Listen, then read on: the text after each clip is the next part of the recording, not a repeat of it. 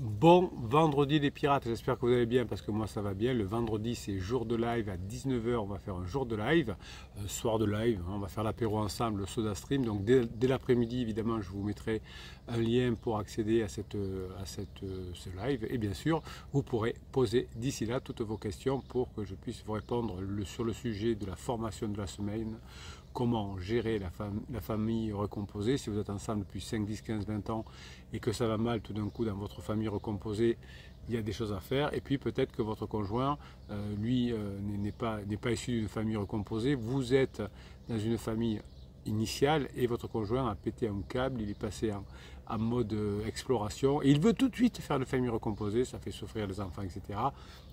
Je vous explique comment gérer cette situation difficile, la famille recomposée avec tous les éléments. On en parle ce soir à 19 h dans le live et tout de suite, avec le témoignage de Jessica. Certains la connaissent depuis quelques semaines ou quelques mois, je ne sais plus, sur les réseaux sociaux, notamment soit sur Facebook, soit ici, là en dessous, sous le descriptif, sous les commentaires des vidéos, en commentaire des vidéos.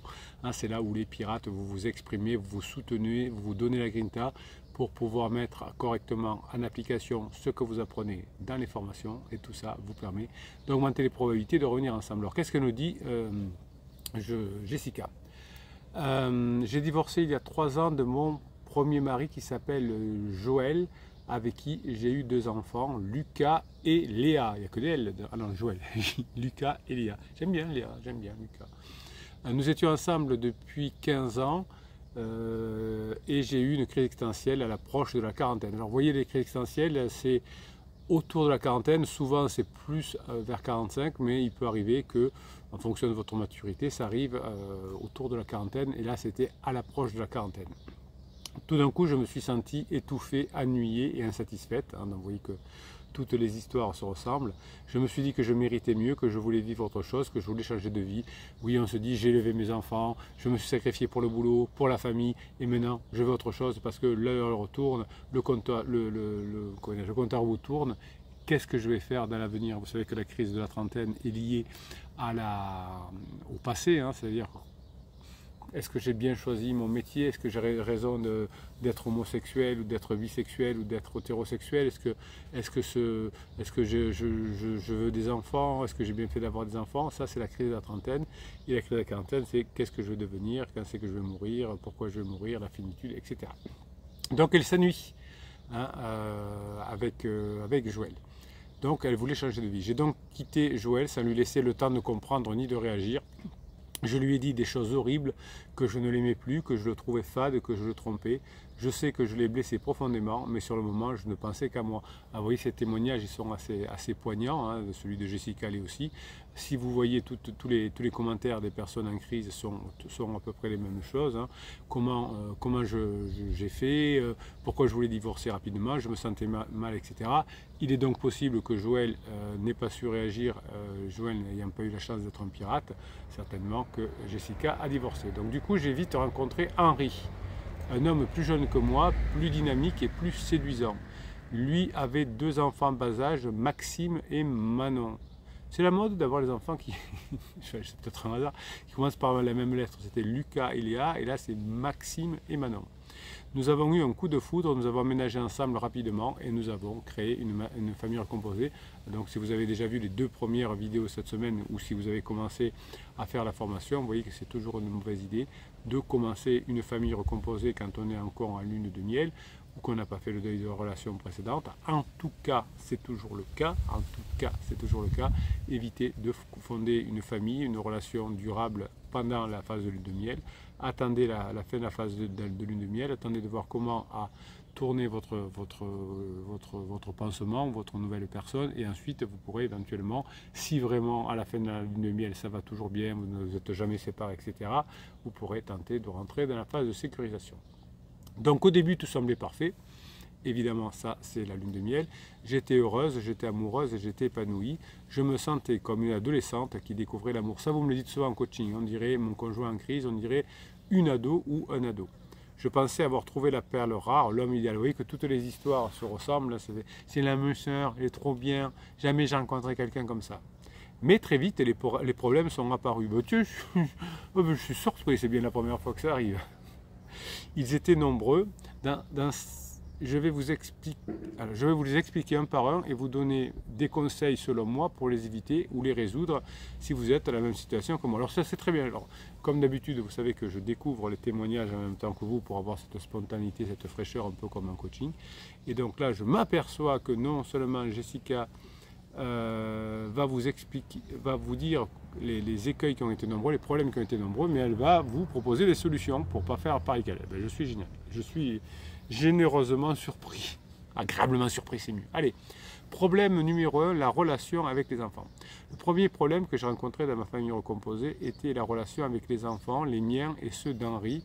Ils n'ont jamais réussi à s'entendre, à s'accepter. C'est toujours normal. On voit que les enfants de l'autre s'accaparent un peu le papa ou la maman, que je ne peux pas être tout le temps avec maman ou papa à cause de Henri, donc je trouve les enfants tartes, etc. Donc il y a des disputes entre les enfants, ça tape sur le système des parents de la famille recomposée et ça les éloigne. Les miens étaient plus âgés, plus autonomes, oui si Henri était plus jeune effectivement, ils avaient du mal à supporter les cris, les caprices des petits, oui peut-être que Henri en question avait moins d'autorité que Jessica. Donc caprice des petits, bon après les enfants quand ils sont petits, mes enfants se sentaient envahis et délaissés, ils me reprochaient de leur imposer une nouvelle famille qu'ils n'avaient pas choisie. Oui, ça c'est ce qui arrive très souvent aussi, hein, vous l'avez compris. Vos enfants vont vous reprocher, hein, si vous décidez de partir, de leur imposer un style de vie qu'ils ne veulent pas, avec des enfants qu'ils n'aiment pas et des personnes qu'ils n'ont pas choisies. Ceux d'Henri étaient plus jeunes et plus dépendants, oui quand ils sont plus jeunes, ils avaient du mal à partager, elle ne nous a pas dit l'âge à ce moment-là, mais bon comme ça a dû durer un peu, l'âge a dû évoluer. Ils avaient du mal à partager leur père et leur espace avec des inconnus. Oui, les enfants qui sont en insécurité vont coller le papa ou la maman évidemment. Hein. Ils se sentaient menacés et jaloux, ils me rejetaient comme une intruse qui voulait prendre la place de leur mère. Vous voyez que toutes les situations se ressemblent, même celle de Jessica. Hein, donc on pense que la maman ou le papa de l'autre, quand on est petit, effectivement, veulent prendre la place de la maman ou du papa. Et quand les enfants sont plus grands, ils trouvent les petits tartes. Et déjà qu'on est en rébellion quand on est à l'adolescence envers ses propres parents, alors envers la personne qui a fait souffrir son papa et sa maman, et qui est un pansement et qui certainement n'a pas tout compris aux règles de relation, c'est compliqué. Entre eux, c'était la guerre permanente. Ils se disputaient sans arrêt pour des broutilles, les jouets, la télévision et la nourriture. Oui, dès qu'on met des choses en commun, une télévision, de la nourriture, etc., eh bien, chacun veut en retirer le maximum de choses quand on est des enfants. Ils se faisaient des coups bas, des insultes, des bêtises, et ils se détestaient cordialement.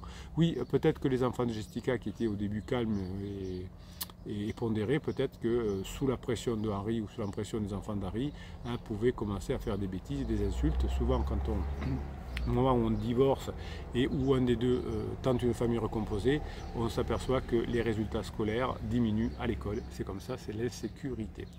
Henri et moi, nous étions dépassés par la situation. Nous ne savions pas comment gérer ces conflits. Alors vous avez une formation gestion des conflits déjà qui va vous aider. Dans le catalogue, je vous rappelle que la formation famille recomposée ou la formation conflit, en tout cas parmi les 130, vous les avez en descriptif de cette formation. Il suffit de cliquer sur le lien et vous allez tomber sur le catalogue Podia. Nous ne savions pas comment gérer les conflits. Nous essayions tant bien que mal de faire régner l'ordre et la paix, mais nous n'avions pas les mêmes méthodes ni les valeurs éducatives. Là aussi, effectivement, chacun a des personnalités différentes. On est déjà fragilisé, on sait qu'on a fait du mal à ses enfants parce qu'on leur impose une nouvelle famille, etc. Et donc, on peut être très laxiste parce qu'on veut se faire aimer, ou au contraire, si on est en crise existentielle, eh bien, on peut être au contraire très soupolé et avoir peu de patience. Henri était plutôt laxiste et était indulgent avec ses enfants. Il leur cédait tout ce qu'ils voulaient pour compenser leur manque affectif. Ben voilà, c'est exactement ça. Vous voyez que je peux vous raconter les choses avant qu'elles arrivent.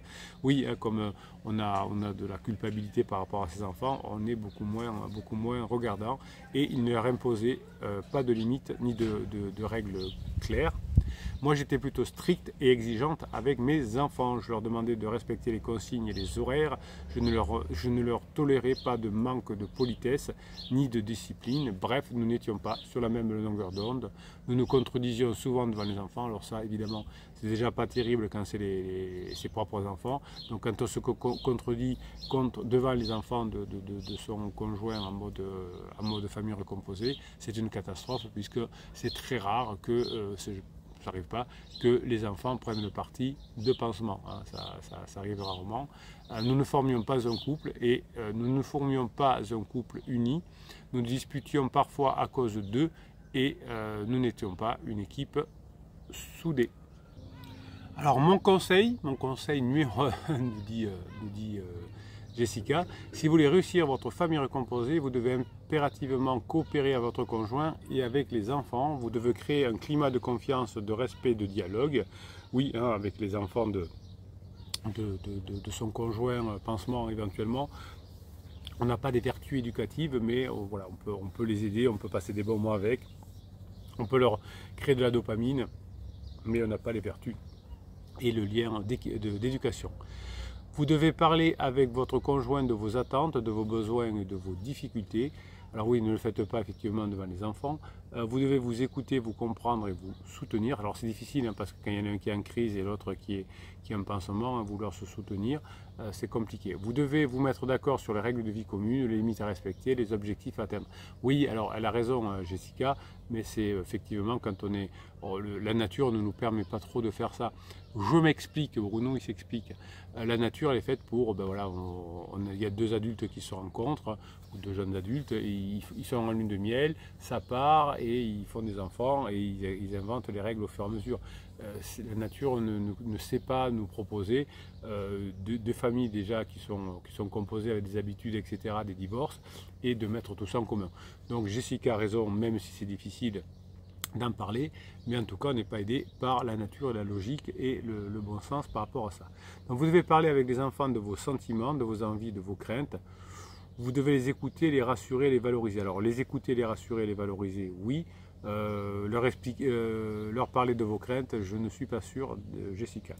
Vous devez leur expliquer le sens de votre démarche, le rôle de chacun, la place de tous. Alors à la limite, oui, si les enfants sont très grands, si c'est des petits qui ont 3-4 ans, on leur expliquer le rôle de tous, la place de tous, ça paraît compliqué. Mais je pense que Jessica parlait pour ses grands enfants. Vous devez aussi favoriser le dialogue entre les enfants. Oui, alors là, vous pouvez créer des activités. Alors s'il y a des enfants de 12 ans, des enfants de 18 ans et des enfants de 4 ans, c'est pas la même chose. Et s'il y a des enfants de 18 ans et de 4 ans, ça va pas être simple.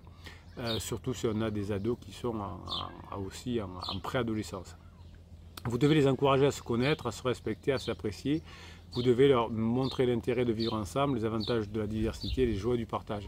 Ça va être compliqué. Voilà, ça va être compliqué parce qu'ils sont vénères contre le pansement, ils n'ont pas envie que leur papa ou leur maman qui est resté dans l'autre maison, ils ont envie de les voir. Donc leur donner les avantages d'une famille avec des enfants qui sont infernales de l'autre côté, avec un pansement qui est boiteux, ça va pas être compliqué. Donc la création de la coopération pour créer des liens solides et harmonieux au sein de votre famille recomposée. Alors la raison, sur le fond, elle a raison, hein, Jessica, mais je ne suis pas sûr que ce soit vraiment facile à vivre. Donc essayez de construire un pont entre deux rives pour que les piliers soient solides et le tablier soit stable. Oui, c'est pas mal ça. Il y a un pont, il y a deux rives, les deux parties de la famille recomposée. Ils essayent de se retrouver sur le pont. Il faut que les piliers et le tablier soient stables. Ouais, c'est pas mal. Une bonne métaphore, Jessica. Le deuxième problème que j'ai rencontré dans ma famille recomposée était la relation avec l'ex-conjoint, le mien et celui d'Henri. Ils n'ont jamais accepté notre nouvelle situation, ils font tout pour nous compliquer la vie. Alors même s'ils ne font pas tout pour compliquer la vie parce qu'ils s'en foutent un peu, on a l'impression effectivement qu'ils font tout pour compliquer la vie parce qu'ils ne vont pas vous aider non plus, hein. Vous les avez fait souffrir, vous faites souffrir vos enfants si vous êtes en famille recomposée. Donc les conjoints de Henri et Jessica ne vont pas aider. Hein. Alors je connais Joël, mais l'autre je ne sais pas comment il s'appelle. Le mien était rancunier et vindicatif, il n'avait pas digéré notre divorce, il me reprochait d'avoir quitté, de l'avoir trahi, de l'avoir humilié. Oui, alors là, Joël, effectivement, c'est pour ça que ça s'est séparé avec Jessica, on vient de comprendre. Hein. Il n'était pas très pirate, donc il a commis beaucoup d'interdits, vindicatifs, rancuniers, des reproches, trahison, humilié. Il me harcelait de messages, de coups de fil, de menaces, il me faisait chantage affectif ou financier. Oui, ben voilà, hein, on a bien compris que Joël n'était pas un pirate et c'est pour ça que Jessica, qui n'ayant pas eu d'autre solution face aux propulsions de Joël, a cru bon de créer cette famille recomposée. Celui d'Henri était irresponsable et indifférent, il n'avait pas assimilé son rôle de mère et elle ne s'occupait pas de ses enfants. Elle ne respectait pas les horaires de garde, les pensions alimentaires et les décisions éducatives. Oui, peut-être que là aussi, la femme d'Henri était elle aussi bancale, était peut-être aussi en crise. Vous voyez, apparemment, ça a l'air d'y avoir des symptômes qui le disent, effectivement. Et donc, effectivement, si la maman pète un câble pendant la crise, ça n'a pas arrangé. Entre eux, c'était le mépris total, ils ne se parlaient pas, sauf pour se disputer. Oui, là aussi, on voit que Madame Henri, je ne sais pas comment elle s'appelle, n'était pas une pirate. Vous voyez que vous avez la chance d'être pirate et vous comprenez aujourd'hui pourquoi vous allez récupérer votre conjoint en crise si vous mettez en application ce que vous apprenez à l'information. Évidemment, si vous ne le mettez pas en application, vous aurez du mal. Mais vous voyez que dans l'histoire d'Henri et de Jessica, leur premier mariage était une catastrophe et c'est certainement pour ça qu'ils se sont séparés. Henri et moi étions stressés par la situation. Nous ne savions pas comment gérer ces relations. Alors déjà qu'ils avaient du mal avec leurs enfants, le stress avec le conjoint. Si plus est, il y a des difficultés dans le boulot parce qu'on a dû déménager, parce qu'il y en a un qui a démissionné, ou parce que, qu'est-ce que je pourrais dire, parce que ça va mal au boulot, parce qu'il y en a des deux qui est en crise, et bien ça peut être mal. Nous essayions tant bien que mal de rester courtois et diplomates, mais nous n'avions pas les mêmes rapports ni les mêmes enjeux avec nos ex-conjoints. Henri était plutôt conciliant et passif avec son ex-femme, donc on voit un peu que c'est comme avec les enfants. Hein. Henri était déjà conciliant, il était déjà passif. D'ailleurs, on remarque que Jessica notait le côté conciliant et passif d'Henri dans les enfants et avec sa épouse, donc on note toujours ce que finalement on ne fait pas nous, qu'on n'a pas en soi. Donc là, elle note qu'il est plus conciliant, certainement que Jessica, elle, a d'autres qualités, mais n'est pas forcément conciliante. Il lui laissait faire ce qu'il voulait pour éviter les conflits, il ne lui imposait pas de respecter ses droits ni ses devoirs. Donc là, vous avez la formation pour vous qui s'appelle, comment on appelle ça, ni paillasson ni hérisson, hein, vous avez compris. Donc Henri était plutôt un paillasson et Jessica nous dit, moi j'étais plutôt ferme et active avec mon ex-mari, je lui tenais tête face à ses agissements, je lui demandais de respecter ses choix et mes droits. Donc d'un côté, c'était, vous voyez qu'il n'y en a aucun des deux qui fonctionne bien. Hein. Nous n'étions pas sur la même longueur d'onde, nous nous soutenions peu face à nos ex-conjoints. Et oui, parce que souvent, en plus, on a de la jalousie envers l'ex, parce que forcément, dans la famille recomposée ou dans la relation pansement, on parle beaucoup de l'ex. Hein, donc, on l'aime pas, on le saoule. En plus, comme on parle de l'ex à mal, on ne peut pas l'aimer. Donc, effectivement, hein, on a du mal à se soutenir et on se donne des conseils, dire fous le péter, t'as qu'à lui dire que, etc. Nous nous comprenions mal face à nos comportements, nous ne formions pas une équipe solidaire, ni une équipe efficace. Alors, conseil numéro 2 par rapport à ça. Bon, mais écoutez, ce que je vous propose, parce qu'on est déjà à presque 20 minutes de vidéo, on va écouter les conseils de Jessica demain. On va écouter le troisième point qui a fait que la situation apparemment se passait mal comment on appelle ça, dans la famille recomposée. Eh bien, tout simplement, on va faire le live ce soir tranquillement à 19 h et puis demain matin, je vous continuerai le témoignage de Jessica qui est au top, hein, mais qui, vous voyez, ressemble à toutes les personnes en crise comme on l'a vu au début et là au fonctionnement des familles recomposées. Donc, il n'y a pas de surprise si vous faites ce qu'il faut et si vous mettez correctement en application ce que vous apprenez à la formation, eh bien, pour revenir en phase 4, enfin pour aller en phase 4, ce sera quelque chose de jouable. Je vous souhaite la journée que vous méritez. On se retrouve toute la journée sur Telegram. Alors pour aller sur Telegram, vous avez en descriptif de cette vidéo sous le catalogue des centres de formation, dont celle sur la famille recomposée, eh bien, vous avez le lien pour aller sur Telegram. Je vous mets des textes, je vous mets des shorts, je vous mets des audios la journée. Vous allez vous régaler. Vous avez aussi sous le catalogue des formations le lien Facebook si vous voulez prendre un coup de grinta avec les autres pirates pour bien mettre en application ce que vous apprenez dans les formations. Passez le vendredi que vous méritez, mes pirates adorés.